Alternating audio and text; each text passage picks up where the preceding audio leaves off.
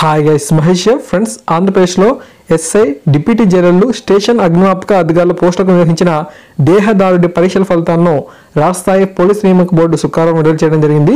ప్రాథమిక రాత పరీక్షలో అర్హత సాధించిన 51,926 మందిలో 43,980 మంది అయితే హాజరయ్యారు.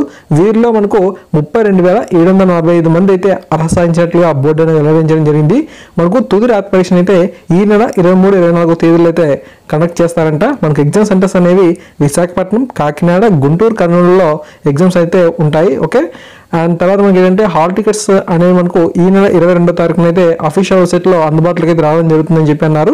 మీరు 22వ తారీఖున ఇక్కడ మనకు చూస్తున్నారు కదా, www.slprb.ap.gov.in వెబ్సైట్లో మనకు ఇవి రావడం అయితే జరుగుతుంది. సో ఆ యొక్క వెబ్సైట్ నుంచి మీరు డౌన్ చేసుకోవచ్చు.